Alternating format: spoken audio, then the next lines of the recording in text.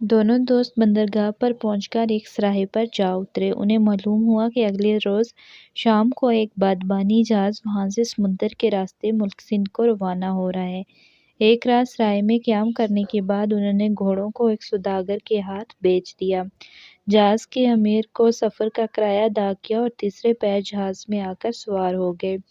دوسرے مسافر بھی جہاز پر چڑھ رہے تھے۔ سامان لادا جا رہا تھا۔ مزدور بڑے بڑے بکسے اٹھائے جہاز کے اوپر رکھ رہے تھے۔ وہاں کافی شور مچا تھا۔ امبر اور ناگ عرشے کے تختے پر قالین بچھا کر بیٹھ گئے اور باتیں کرتے ہوئے مسافروں کو تکنے لگے۔ ہر قسم کے مسافر سوار ہو رہے تھے۔ کوئی حبشی تھا، کوئی مصری تھا، کوئی قبطی تھا اور کوئی چینی تھا۔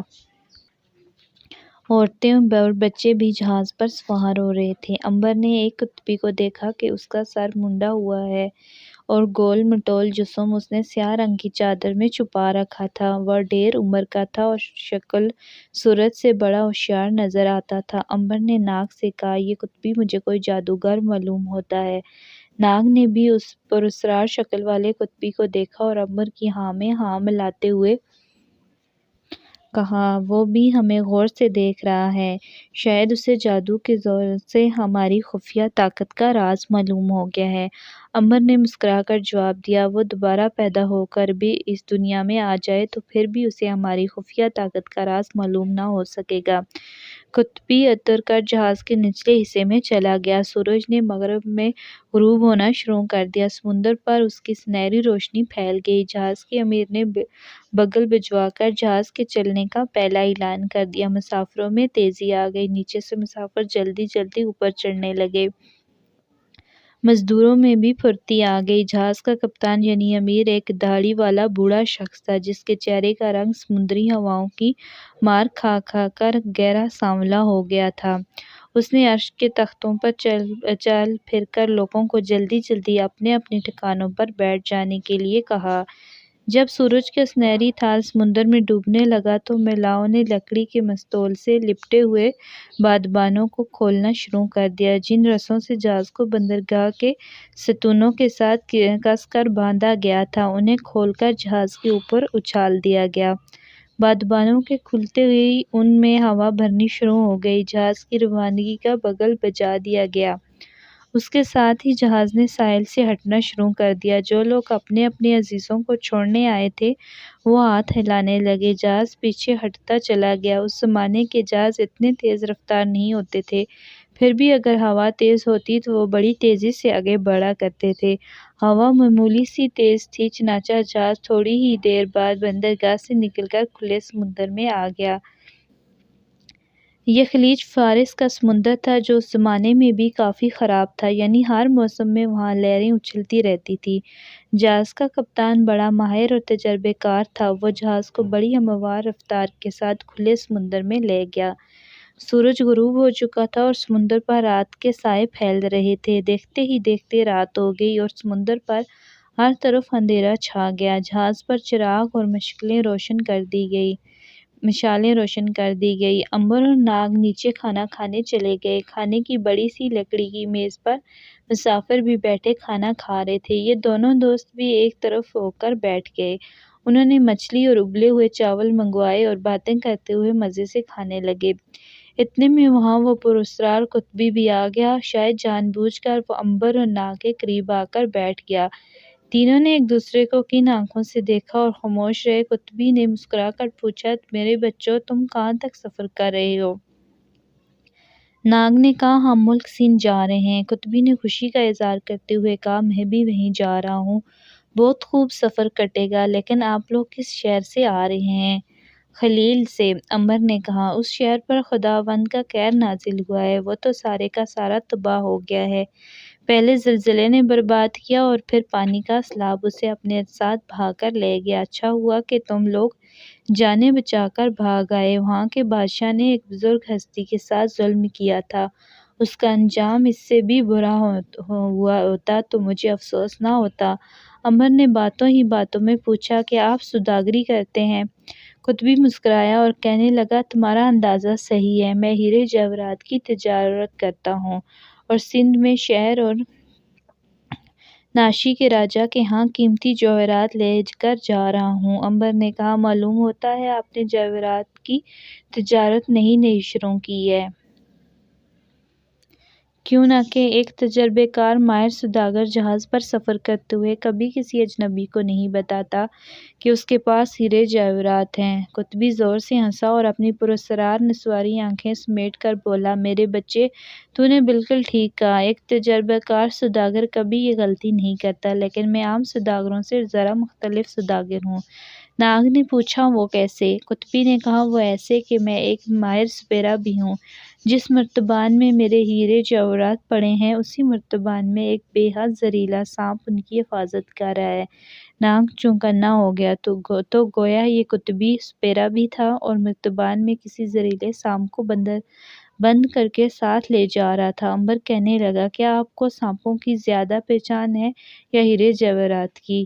جتنی پہچان مجھے ہیرے جواہرات کی ہے، اس سے زیادہ پہچان مجھے سانپوں کی ہے۔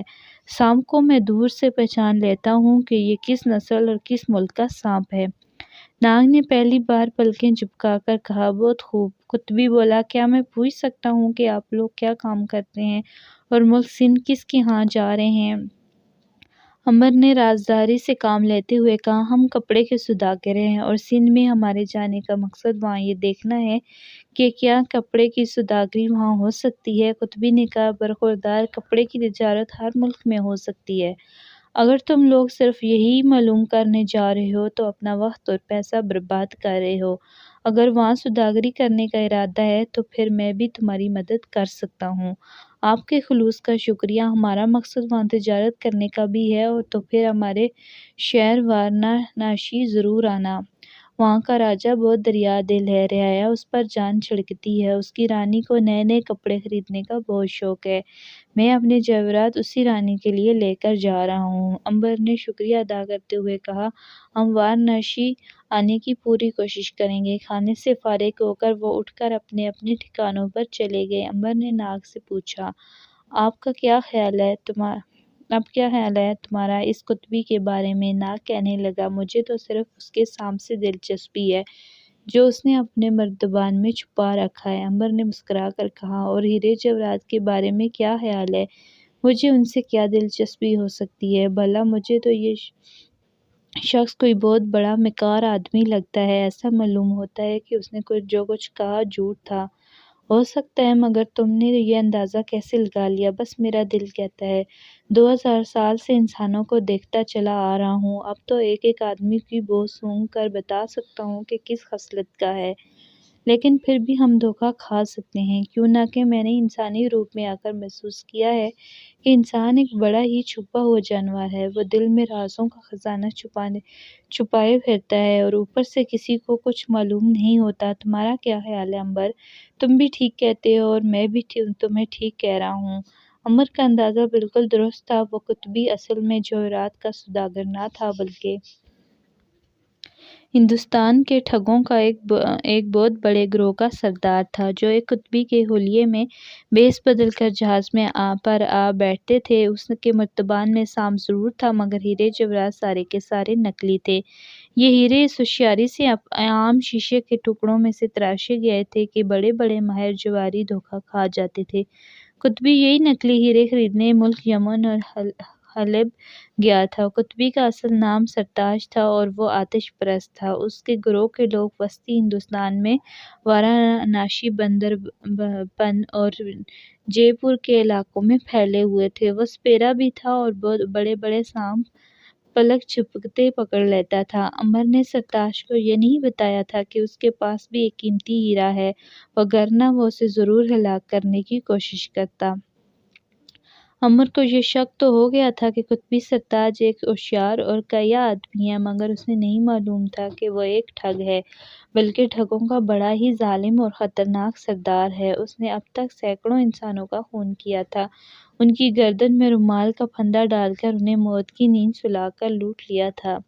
سرتاج ٹھگ نے اگلے روز باتوں ہی باتوں میں امبر سے یہ پوچھنے کی کوشش کی کہ ان کے پاس کوئی قیمتی شے تو نہیں ہے، مگر امبر نے اسے یہی بتایا کہ وہ ایک غریب سوداگر ہے اور غریبی کی حالت میں سفر کر رہا ہے۔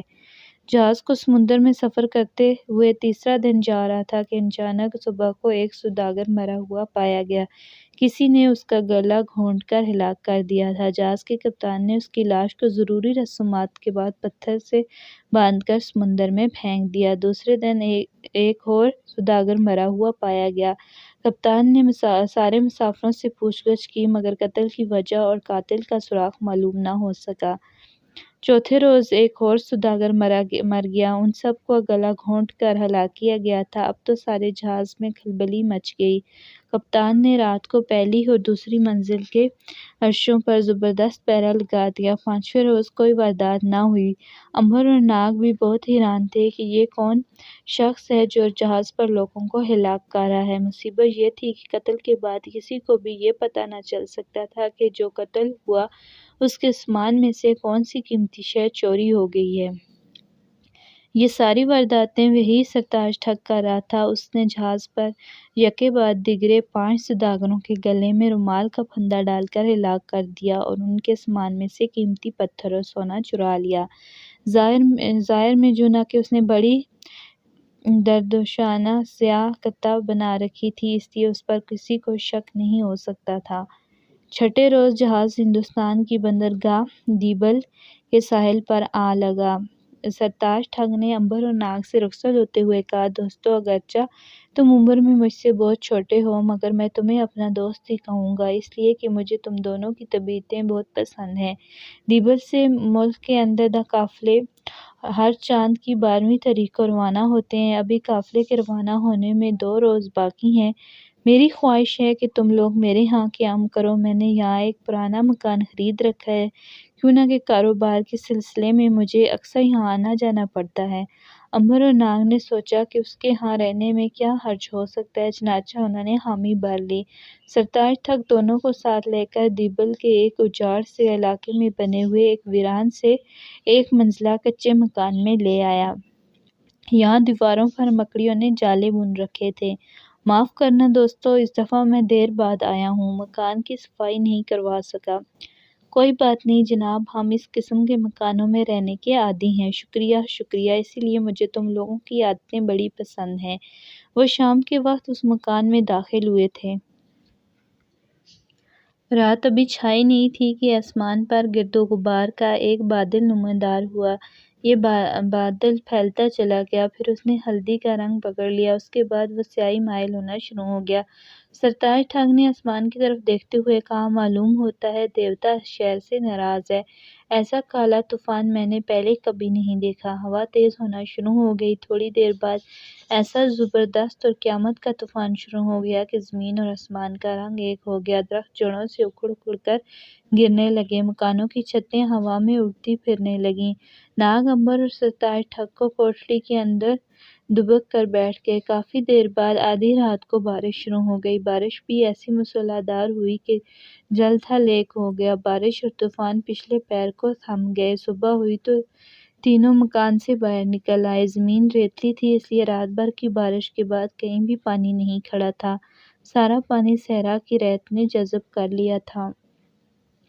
وہاں جگہ جگہ درخت جڑوں سے اکھڑے پڑے تھے، مکانوں کی چھتیں اڑ گئی تھیں اور کئی کچے مکانوں کا نام و نشان تک مٹ گیا تھا۔ سرتاج نے کہا، یہ خدائی قہر تھا، دیوتا ناراض ہو گئے۔ معلوم ہوتا ہے یہاں ایک عرصے سے لوگوں نے انسانی قربانی نہیں دی۔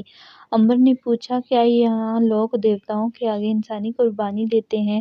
ہاں میرے دوست، اس ملک ہندوستان میں تقریباً ہر ریاست، ہر شہر میں دیوتاؤں کے آگے انسانی قربانی دی جاتی ہے۔ امبر کو 2000 سال پہلے کے وحشی لوگ یاد آ گئے جو انسانوں کو دیوتاؤں کے بتوں کے آگے لٹا کر ذبح کر دیا کرتے تھے، گویا انسان 2000 برس گزر جانے کے بعد بھی اسی جگہ کھڑا تھا۔ امبر اور ناگ نے سرتاج سے اجازت لی اور کارواں سرائے میں یہ معلوم کرنے چل دیے کہ قافلہ کس روز روانہ ہو رہا ہے۔ اگر آپ کو میری ویڈیو اچھی لگی تو پلیز لائک، شیئر اور سبسکرائب کر دیں۔ اللہ حافظ۔